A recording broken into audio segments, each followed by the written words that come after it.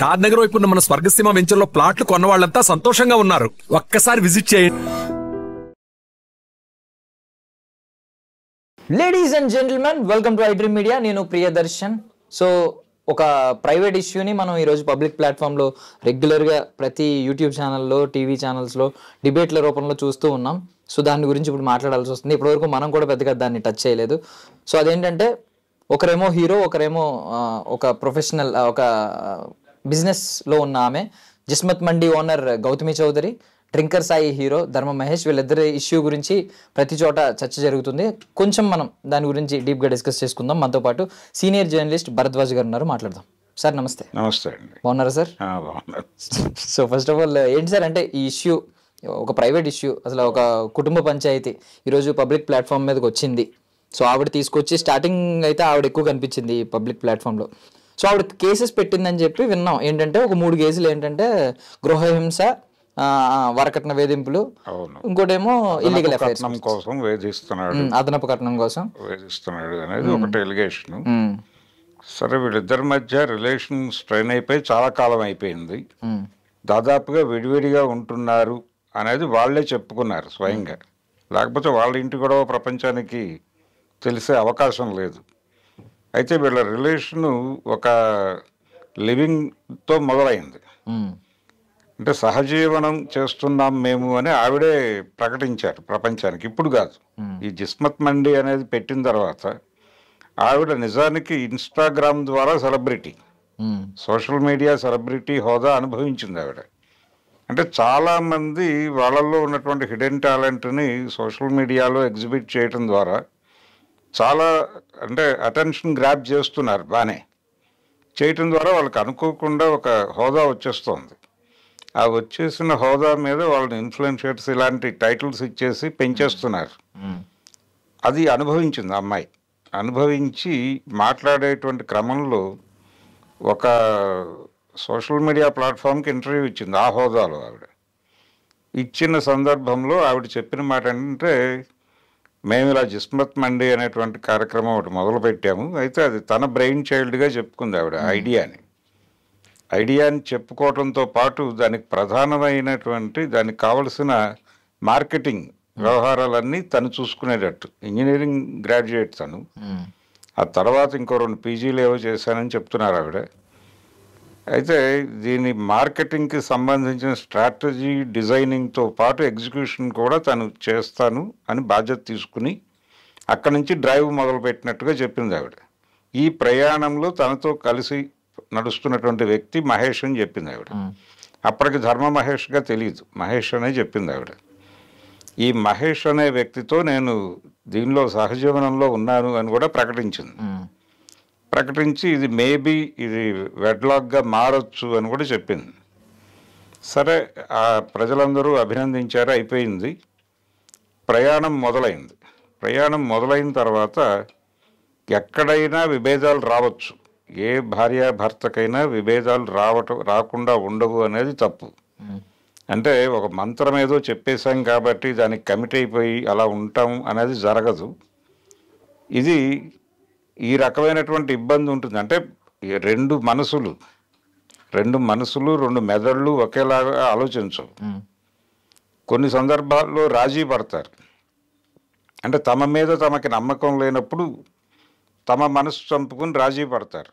ఆ రాజీ పడ్డ సంసారాలని మనం అద్భుతంగా వీళ్ళు వర్ధిల్లుతున్నారు అనే భ్రమలో ఆశీర్వదించేస్తారు వెళ్ళి. కానీ వాళ్ళు అణచివేతను అనుభవిస్తూ ఉంటారు. ఆ సఫికేషన్ అంతా ఉంటుంది వాళ్ళ మనసుల్లో. అలా లేదు ప్రజెంట్ జనరేషన్. ఆ అమ్మాయి బ్రాటప్ ఎలా పెరిగింది అనే దాన్ని బట్టి ఆ అమ్మాయి ఆలోచన విధానం డిజైన్ అవుతుంది. ఇతని బ్రాటప్, ఇతను ఎక్కడ పుట్టాడు, ఎలా పెరిగాడు, ఏ బ్యాక్ డ్రాప్లో నడిచింది ఇతని ప్రయాణం అనే దాన్ని బట్టి అతని ఆలోచనలు ఉంటాయి. దీన్ని పరిగణనలో తీసుకోవాలి. వాళ్ళిద్దరిని కలిపి ఒక చోట ఉంచినప్పుడు వాళ్ళ అభిప్రాయాలు కలవాలని లేదు, వాళ్ళ ప్రయారిటీస్ ఒకేలాగా ఉండాలని లేదు. అలా లేనప్పుడు విడిపోవడం కోసమే ఒక చట్టం పెట్టారు అక్కడ, విడిపోయే ఇది. నిజానికి పెళ్ళిళ్ళు చేసేటప్పుడే విడిపోయే హక్కుని రిజర్వ్ చేసి వీళ్ళిద్దరినీ కలుపుతున్నామని చెప్పి ఇప్పుడు పైన ఒక ఇది వేస్తారు, ఒక పద్యం వేస్తారు, ఇది శుభలేఖల్లో. అది తీసేసి విడిపోయే హక్కుని రిజర్వ్ చేస్తూ వీళ్ళిద్దరినీ కలిపి ఉంచుతున్నామని వేస్తే సరిపోతుంది. ఏ క్షణమైనా విడిపోవచ్చు ఎవరైనా. కానీ ఇక్కడ వచ్చేసరికి ఆ అమ్మాయికి ఇతనికి కలిపి కొన్ని ఆర్థిక లావాదేవీలు ఉన్నాయి. వీళ్ళిద్దరూ కలిసి లేరు, వీళ్ళ మధ్య విభేదాలు వచ్చినాయి, ఎవరి మానాన్ని వాళ్ళు బతుకుతున్నారు. మధ్యలో ఒక బాబు ఉన్నాడు వీళ్ళకి. ఆ బాబుకు సంబంధించి ఆ బాబుని కూడా సెంటిమెంటల్గా వాడే ప్రయత్నం చేస్తారు ఈ లావాదేవీ తేల్చుకోవటం కోసం. నీ దగ్గర ఉన్నాడా, నా దగ్గర ఉన్నాడా, ఉండాలా, ఎవరి దగ్గర ఉండాలి అంటే గతంలో వాళ్ళు డివోర్స్ కోసం అప్లై చేస్తే భరణం ఇవ్వాల్సి వస్తుంది అనే గొడవతో వీళ్ళు హోల్డ్ చేసేవాళ్ళు. ఈ పంచాయతీ అంతా ఇది బయట పంచాయతీ. అంటే బయట పంచాయతీ జరిగితే వన్ టైం సెటిల్మెంట్ ఏదో జరుగుతుంది, ఒకేసారి కొంత డబ్బులు ఇచ్చేయటం జరుగుతుంది. ఈ మధ్య ఇతను ఈ కేసులోకి శేఖర్ భాష ఇన్వాల్వ్ అయ్యాడు. తను ఒక రకంగా మేల్కొలుపు అనేటువంటి ఒక నినాదంతో నడుస్తున్నాడు ఆయన. అంటే పురుషుల హక్కుల పరిరక్షణ అనేది తన బాధ్యతగా స్వీకరించి ప్రయాణం మొదలుపెట్టాడు. సరే, ఆ మేరకు వాళ్ళు వీళ్ళ మీద పెడుతున్నటువంటి సెక్షన్స్ అన్నీ కూడా మిస్యూజ్ అవుతున్నాయని న్యాయమూర్తులు చెప్పినటువంటి అభిప్రాయాలను కూడా ఆయన అధికారికంగా ప్రకటిస్తూ ఆ మధ్య జంతర్ మంతర్ దగ్గర ఏదో ధర్నా కార్యక్రమం కూడా చేశాడు. ఈ పద్ధతి మార్చాలి, చట్టాలు సవరించాలి అని. అంటే చాలా సందర్భాల్లో మనం ఇప్పుడు దళితుల్ని ప్రొటెక్ట్ చేస్తూ ఎస్సీ ఎస్టీ అట్రాసిటీస్ యాక్ట్ వచ్చింది, దాని మీద కూడా ఇదే విమర్శ ఉంది, అది మిస్యూజ్ అవుతోంది అని అగ్రకులాల వాళ్ళు తరచూ చేసేటువంటి మాట. అలాగే ఈ మహిళల్ని ప్రొటెక్ట్ చేస్తూ వాళ్ళ రైట్స్ని ప్రొటెక్ట్ చేస్తూ తీసుకొచ్చిన చట్టాలన్నీ మిస్యూజ్ అవుతున్నాయని ఇలాంటి వాళ్ళు మాట్లాడుతూ ఉంటారు. దీనికి కూడా ఈ ఆర్గ్యుమెంట్కి కూడా మార్కెట్ ఉంది.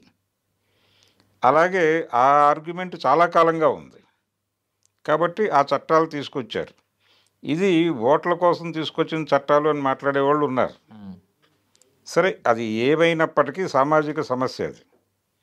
మహిళలు ఈ దేశంలో ఒక సఫికేషన్కి గురవుతున్నారు కల్చరల్గా అనేది వాస్తవం. ఇప్పటికీ ఇంత అడ్వాన్స్లో ఉన్నప్పటికీ కూడా పురుషాధిక్య సమాజం నడుస్తున్న మాట వాస్తవమే. కొన్ని చెదురుమదురు సంఘటనల్లో వాళ్ళు అంటే సమాజంలో ఒక వైలెన్స్ పెరిగింది.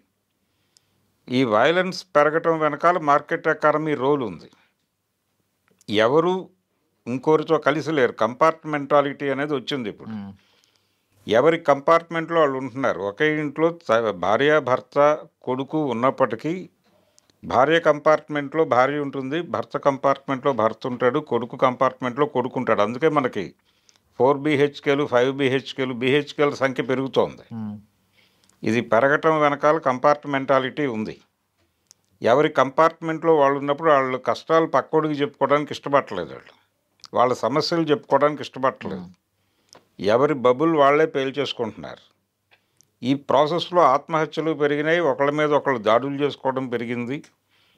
తల్లుల్ని చంపుతున్న పిల్లల్ని చూస్తున్నాం, పిల్లల్ని చంపుతున్న తల్లుల్ని చూస్తున్నాం. గందరగోళంగా తయారైపోయింది రిలేషన్. అన్ని రిలేషన్స్ ఇలాగే ఉన్నాయి. ఈ ప్రాసెస్లోనే ఈ గొడవ కూడా జరుగుతోంది. ఏది జిస్మత్ మండి బ్యాచ్, అతనేమో హీరో, అతని తాలూకా ఒక సెలబ్రిటీ హోదా అతనికి ఉంది, ఈఎంఐ కూడా సెలబ్రిటీ హోదా ఉంది ఈక్వల్గా. అలాగే ఒక బిజినెస్ని రైజ్ చేయటంలో తన రోల్ ఉంది. సో ఇప్పుడు ఆ అమ్మాయి విడిపోవడానికి సంబంధించి ఒక వన్ టైం సెటిల్మెంట్ అడుగుతోంది. ఈ వన్ టైం సెటిల్మెంట్ అడుగుతున్న సందర్భంలో ఇప్పుడు శేఖర్ భాష లాంటి వాళ్ళు ఒక పాయింట్ తీసుకొస్తున్నారు. వాళ్ళు ఏమంటారంటే, ఒక అమ్మాయి ఎవరో ఇలాగే వన్ టైం సెటిల్మెంట్లు చేసి ఒక భర్త దగ్గర నుంచి కొంత అమౌంట్ తీసుకుని ఇతను వదిలిపెట్టేసి ఇంకెవరినో పెళ్లి చేసుకుని వాడిని కూడా ఇలాగే రోడ్డును లాగి అక్కడ కొంత డబ్బులు లాగి ఇలా 7-8 పెళ్లిళ్ళు చేసుకోవడం ద్వారా చాలా కోట్ల రూపాయలు ఆర్జించను అని ఒక కేసు గురించి ఆయన ప్రస్తావిస్తున్నాడు. అది నిజమే కావచ్చు, కానీ ఎగ్జంప్షనల్ అలాంటివి ఉంటాయి, ఉండవని అంటలేదు. ప్రపంచంలో అది కూడా ఉంటుంది. వీళ్ళు చేస్తారు, వాళ్ళు చేస్తారు, ఎవరైనా చేస్తారు. ఇద్దరు కలిసి ఉండాలి అనేటువంటి ఒక నైతిక బెత్తంతో ఆ అమ్మాయి మీద దాడి చేస్తున్నారు. అంటే ఆ అమ్మాయి కొంత అంటే తనదైన పద్ధతిలో ఆ అమ్మాయి మీద కొన్ని ఎలిగేషన్స్ చేస్తున్నారు లైంగికపరమైనటువంటి పద్ధతులు. ఆ అమ్మాయి ఇతని మీద చేస్తోంది, ఇతను బయట తిరుగుతున్నాడు అని. ఈ ప్రయాణంలో చాలామంది పేర్లు తీసుకొచ్చి వాడేసుకుంటున్నారు. ఇప్పుడు ఆ బిగ్ బాస్ షోలో ఉన్నటువంటి అమ్మాయి ఈ రోలింగ్లోకి వచ్చింది, వీళ్ళ ట్రాల్లోకి వచ్చింది. అలాగే ఈ TV5లో పనిచేస్తున్నటువంటి పెద్ద మనిషి కూడా దీనిలోకి వచ్చేసాడు. ఆయన కూడా సర్క్యులేషన్లో ఉన్నాడు ఇప్పుడు. ఇలా ఎవరి పద్ధతుల్లో వాళ్ళు కొన్ని పేర్లు పట్టుకొచ్చేసి మాట్లాడేసుకుంటున్నారు. వాళ్ళిద్దరి మధ్య ఉన్నటువంటి సమస్యని ప్రపంచ సమస్యగా మార్చే ప్రయత్నం చేస్తున్నారు. ఈ ప్రపంచ సమస్య కాదు అది, ఈ జనరేషన్లో నడుస్తున్నటువంటి ధోరణే అది. ఆ అమ్మాయి విడిపోవాలి అనుకుంటోంది, చాలా ఓపెన్గా ఒక ఆఫర్ చెప్పేసింది, బాబు 10 కోట్లు కావాలను అని. ఈ 10 కోట్లు ప్లస్ తన బ్రెయిన్ చైల్డ్ అని తను క్లెయిమ్ చేసుకుంటున్నటువంటి ఆ జిస్మత్ మార్ట్కి సంబంధించినటువంటి మండీకి సంబంధించి ఆవిడ మొత్తం క్లెయిమ్ చేసుకుంది ఒక దశలో. ఆ తర్వాత ఏదో కొన్ని అవుట్లెట్లు తనకిచ్చేటట్టు కూడా ఆవిడ ఒక మాట మాట్లాడింది. అలాగే కూర్చోబెట్టి బేరం మాట్లాడితే మేబీ ఆ 10 కోట్లలో కూడా ఏదైనా తగ్గొచ్చు. అయితే ప్రధానంగా ఇక్కడ పురుషుల వైపు నుంచి జరుగుతున్న దారుణం ఏంటంటే, మగపిల్లల వైపు నుంచి వీళ్ళు అతిగా సాంప్రదాయంగా బిహేవ్ చేస్తున్నారు. ఆడపిల్లల మీద నెపం వేసి వీళ్ళు మరీ అతి సాంప్రదాయంగా మాట్లాడుతున్నారు. ఎందుకు మాట్లాడుతున్నారు అంటే, ఆడపిల్లలు చాలా చూజీగా తయారైపోయారు ఈ మధ్యకాలం. దాదాపు ఒక 25 ఏళ్ల నుంచి నడుస్తోంది ఈ ట్రెండ్. అంటే వాళ్ళు ఎవరిని పడితే వాళ్ళని పెళ్లి చేసుకోవడానికి కూడా సిద్ధంగా లేరు, ఎవరితో పడితే వాళ్ళతో కలిసి ఉండడానికి కూడా సిద్ధంగా లేరు. వాళ్ళు చాలా చూజీగా ఉన్నారు. ఈ చూజీగా ఉండటం వలన పెళ్లి కాని మగపిల్లల సంఖ్య పెరిగింది ఆల్రెడీ. ఈ పిల్లకు పెళ్ళవుతుందా అని ఆ రోజుల్లో వేజల సత్యనారాయణ గారు సినిమా తీశాడు. ఇప్పుడు ఈ పిల్లాడికి పెళ్ళవుతుందా అని తీయాల్సిన పరిస్థితి.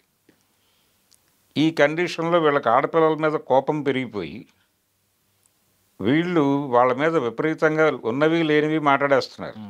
అతిగా సాంప్రదాయంగా మారిపోయి, ఈ అమ్మాయి ఏమిటి ఈ డ్రెస్ వేసుకుని వచ్చింది రోడ్డు మీదకి అని వీడు మాట్లాడుతున్నాడు.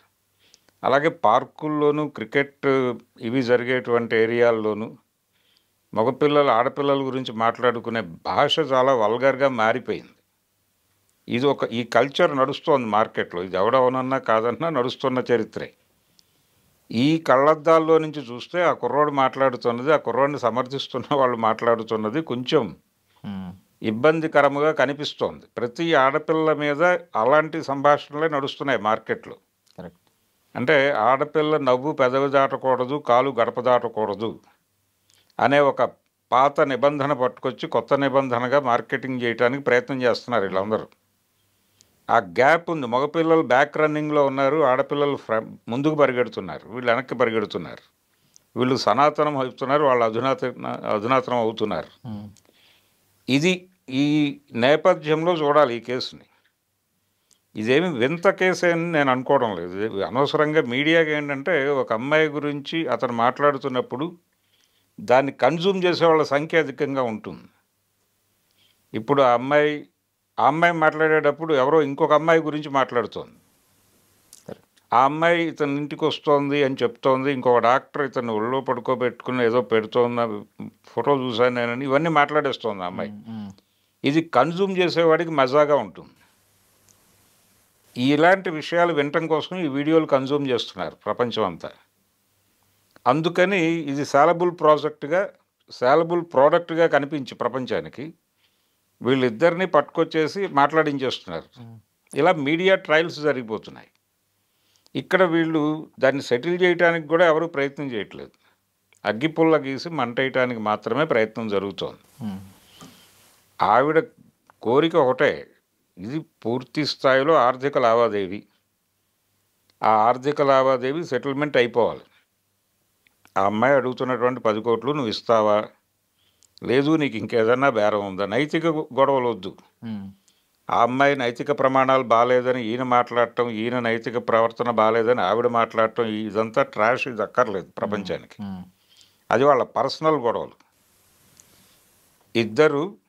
ఇద్దరు వయోజనులు, వాళ్ళిద్దరికీ విడివిడిగా పెళ్ళిళ్ళు అయి ఉన్నప్పటికీ ఐచ్ఛికంగా వాళ్ళిద్దరూ ఇష్టపూర్వకంగా కలిసి ఉంటే అది తప్పు కాదు అని సుప్రీంకోర్టు చెప్పింది ఈ మధ్యకాలంలోనే ఒక జడ్జిమెంట్.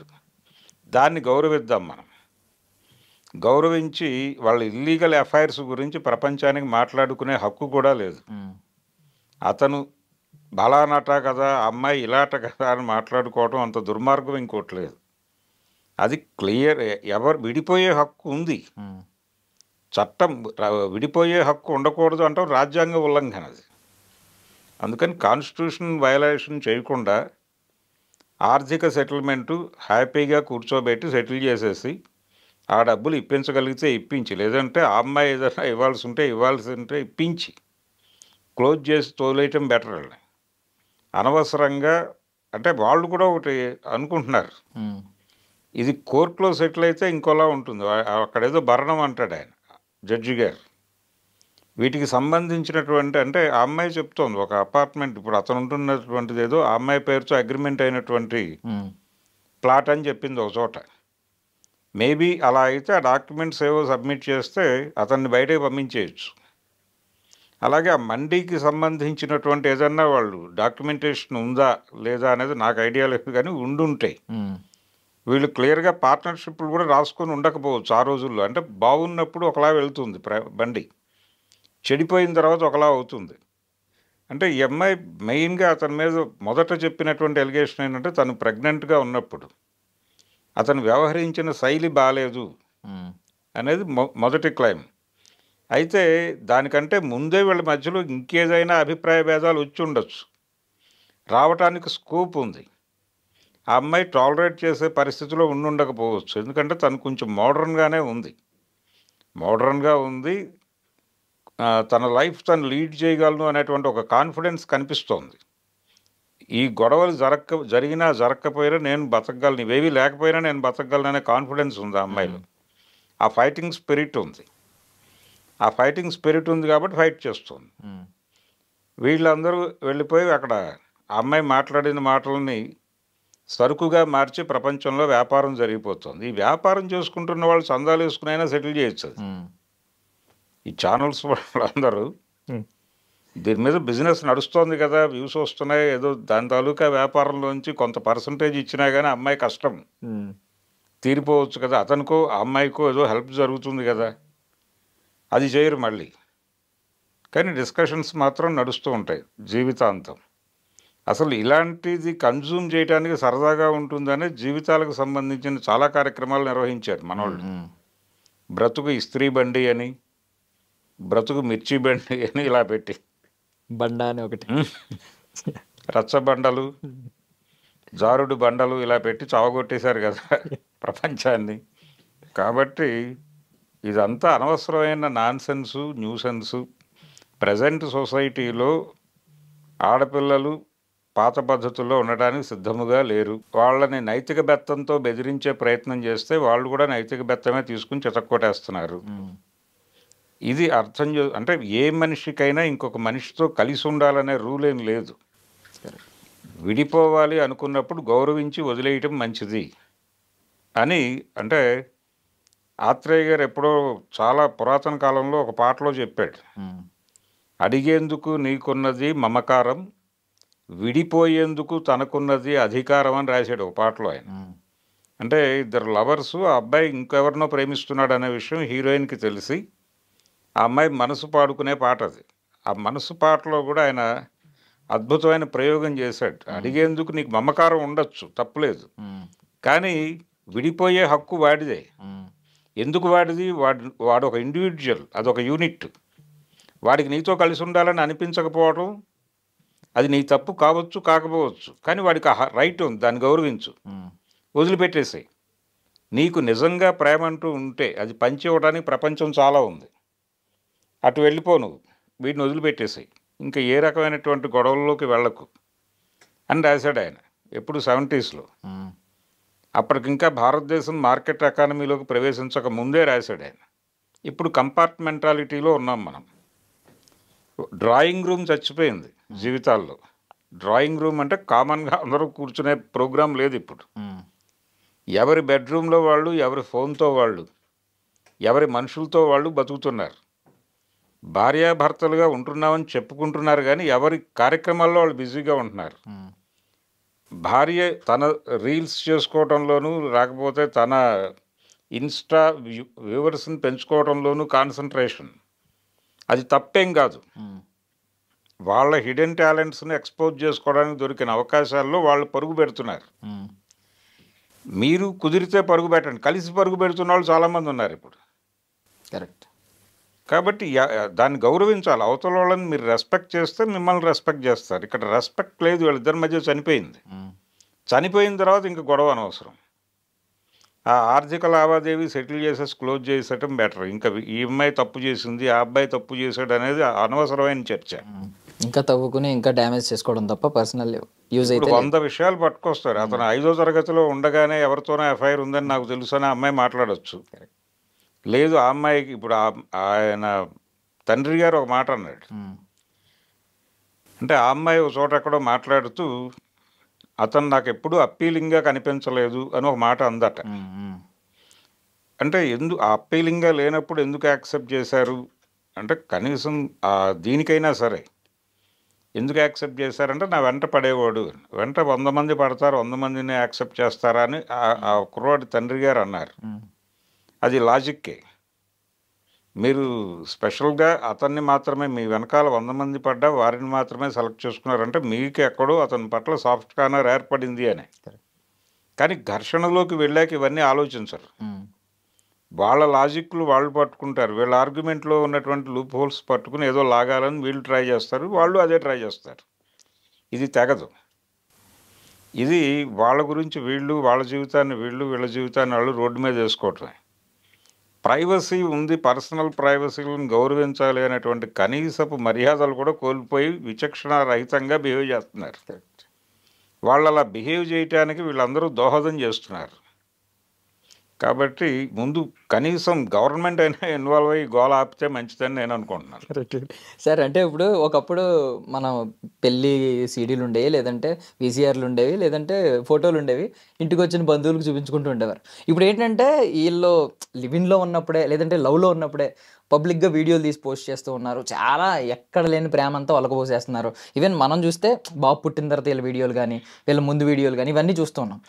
ఎంత తీవ్రత చూపిస్తున్నారో అదే తీవ్రత విడిపోయిన తర్వాత కూడా పబ్లిక్గా వచ్చి ఒకరినొకరు డ్యామేజ్ చేసుకుంటున్నారు. అంతే. ఏదైనా ఎక్సెసివ్ అయితే ఇలాగే ఉంటుంది. దీని పర్యవసానాలు అనేది నేర్చుకోవాలంటారు. ఒకటి, ఆర్థికంగా గతంలో ఎలా ఉండేదంటే మీరు చెప్పినటువంటి సీడీలు లేకపోతే ఆల్బమ్లు చూసుకున్న రోజుల్లో ఆడపిల్లలు డిపెండెంట్గా ఉండేవారు. ఇప్పుడు ఇండిపెండెంట్గా ఉంటున్నారు. ఇండిపెండెంట్గా ఉంటున్నప్పుడు ఆర్గ్యుమెంట్ వస్తుంది. ఈ ఆర్గ్యుమెంట్ను తట్టుకునే పరిస్థితుల్లో వాళ్ళు లేరు. అందుకని వాళ్ళు టోన్ పెంచుతున్నారు. మీకు ఇది ప్రతి ఇన్సిడెంట్లోనూ కనిపిస్తుంది. ఈ అమ్మాయిని డ్యామేజ్ చేయటం ఎక్కువ జరుగుతుంది. ఇప్పుడు రాజ్ తరుణ్ ఎపిసోడ్లో కూడా జరిగింది అదే. ఆ అమ్మాయి ప్రపంచంలో చాలామంది అమ్మాయిలు ఎలా బిహేవ్ చేస్తున్నారో అలాగే బిహేవ్ చేస్తుంది. అందులో స్వార్థం ఉంది, స్వార్థం ఉంటుంది, ఉండదు అని ఎలా చెప్తారు? మీరెవరు డిక్టేట్ చేయటానికి? ఆ అమ్మాయికి ఎఫ్ఐఆర్లు ఉండకూడదని చెప్పడానికి మీరెవరు? అమ్మాయికి ఉంటాయని మీరు అనుకోవాలి ముందు. మీరెవరు? నైతిక బెత్తం పట్టుకుని ప్రపంచాన్ని శాసిస్తామంటే ఎలా కుదురుతుంది? మారిపోయిన సొసైటీలో మారని బుర్రలు పెట్టుకుని మీరు మా ఇంట్లో నైతిక బెత్తం ఉంది, మారుమూల అది పట్టుకొచ్చి కొడతాను అందరినీ అంటే తంతారు. అది జరుగుతోంది మెజారిటీ.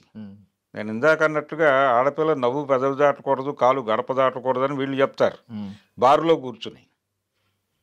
ఇది తప్పు కదా. అందుకని ఇది అనవసరమైన గోల ప్రపంచానికి. Correct. Thank you, sir. Thank you so much for your valuable time, sir. Thank you. And for more videos, please subscribe to iDream. Please subscribe to iDream. Please subscribe iDream. And please subscribe to iDream. For more videos, subscribe to iDream. please like, share and subscribe to the channel. Congratulations, iDream. Subscribe to iDream. Subscribe to iDream. So subscribe to iDream Media. iDream ki iDream team andarki huge congratulations. Please subscribe iDream Media. Please subscribe to iDream. Subscribe iDream. Please subscribe to iDream.